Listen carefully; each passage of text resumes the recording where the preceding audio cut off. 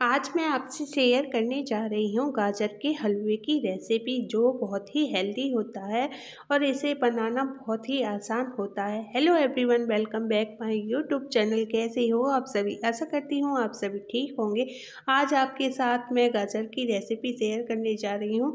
बहुत ही अलग तरीके से मैं इस हलवे को बनाऊँगी और बहुत ही स्वादिष्ट बनता है और कम समय में ये हमारा हलवा रेडी हो जाता है। चलिए वीडियो स्टार्ट करते हैं। देखिए, मार्केट से मैं सब्जी लेकर आई थी और ये हलवा बनाने के लिए 3 किलो गाजर लेकर आई थी। गाजर को हम अच्छी तरह से धो लेंगे और इस तरह से धोकर हम एक ट्रे में रख देंगे, जिससे कि इसका जो पानी है नीचे ट्रे में निकल जाएगा और गाजर छीलने में हमें आसानी रहेगी। वैसे भी नई साल आने वाली है, नई साल के दिन हम गाजर का हलवा अपने घर में बनाते हैं और भी डिश हम तैयार करते हैं, लेकिन जो हमारा गाजर का हलवा है वो फेमस है। गाजर का हलवा नहीं खाया तो आपने कुछ भी नहीं खाया। तो इसे बनाने में ना बहुत टाइम लगता है। अगर आप मेरी तरह बनाओगे तो बहुत जल्दी से इसे रेडी कर लोगे। तो ये देखिए, 3 किलो गाजर को मैंने अच्छी तरह से धो लिया है, क्योंकि मार्केट से जब हम सब्जी लाते हैं इनमें हल्की फुल्की मिट्टी लगी रहती है और इन्हें साफ़ करके इस तरह से हम रख देंगे। वैसे भी ना सर्दियों में गाजर खानी चाहिए। गाजर खाने से हमारा जो ब्लड होता है वो बढ़ता है और हमारे अंदर बहुत सारी विटामिन्स गाजर से मिलती हैं। सर्दियों में हमें गाजर से बनी हुई डिश खानी चाहिए, गाजर की सब्ज़ी भी खानी चाहिए। तो इस तरह से देखिए, मैंने जाली रख ली है। ये जाली बहुत ही काम की है और मैं सारी सिंक में ही गाजर को छीलूँगी और इससे ना मेरे 2 फ़ायदे हो जाएंगे। मुझे छिलके भी नहीं उठाने पड़ेंगे। इस तरह से मैं स्टेप बाय स्टेप हर गाजर को छील लूँगी और इस तरह से एक थाली में मैं इन गाजर को छील के रख लूँगी। देखिए, इस तरह से छीलनी है और जो गाजर का मुँह होता है वहाँ से भी अच्छी तरह से छीलनी है और आलू छीलने वाले नाइफ से इसे छील लीजिए। बहुत अच्छी तरह से ये छिल जाती हैं।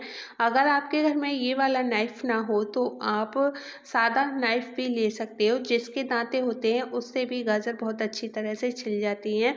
और इसके ऊपर जो रुए रुए से होते हैं उन्हें आप निकाल दीजिए, क्योंकि ये हलवे में बिल्कुल भी नहीं अच्छे लगते हैं। और गाजर का हमें थोड़ा सा मोटा छिलका उतारना है, क्योंकि गाजर के जो छेद होते हैं कभी कभी क्या होता है उसमें मिट्टी लगी रह जाती है, जिससे हमारा गाजर का हलवा किलकिला बन जाता है। तो इस तरह से आप उसकी सारी मिट्टी को अच्छी तरह से निकाल सकते हो। वैसे धोने में सारी मिट्टी निकल जाती है, लेकिन कोई जैसे अंदर उसके छेद होता है उसमें मिट्टी लगी रह जाती है, कभी आपको नहीं दिखे तो इस तरह से हो जाता है। और ये देखिए, मैंने स्टेप बाय स्टेप हर गाजर को अच्छी तरह से छील लिया है।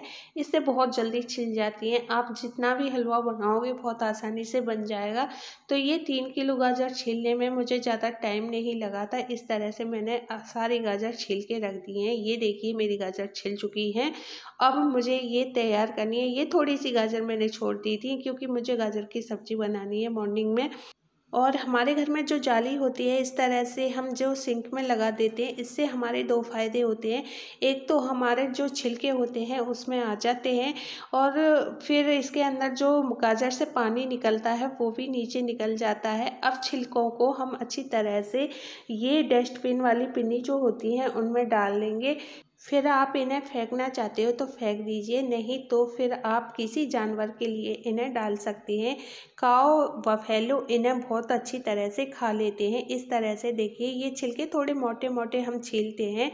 ये गाजर तो सबकी फेवरेट होती हैं। काऊ तो इन्हें बहुत ही पसंद करती हैं। एक बार आप खिलाकर देखना। तो मैंने ये रख दी हैं, मैं इन्हें काऊ को डाल दूँगी और ये मैं जाली धोकर रख दूँगी। ये जाली बहुत ही काम की है। अगर मैं कोई भी किचन का जैसे काम करती हूँ तो बहुत आसानी से इससे हो जाता है। और देखिए, मैंने सिंक भी इससे ही साफ़ कर दी है। देखिए, बहुत सारे फ़ायदे इसके होते हैं। तो इस तरह की जो मोटी मोटी गाजर होती है, मैंने ये वाली गाजर हलवे के लिए ली है। छोटी छोटी गाजर मैंने छोड़ दी है और ये मैंने इस वाले ग्राइंडर से सारी गाजर को कस लिया है। देखिए, ये मैंने गाजर को इस तरह से कस के रख लिया है।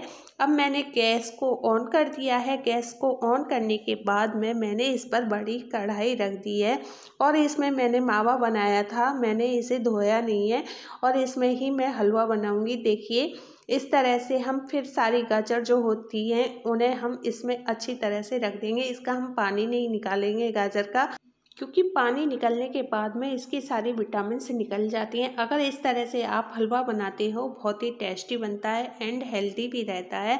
और बहुत सारे इसे कुकर में बॉईल करते हैं, लेकिन मैं कुकर में बॉईल नहीं करती हूँ।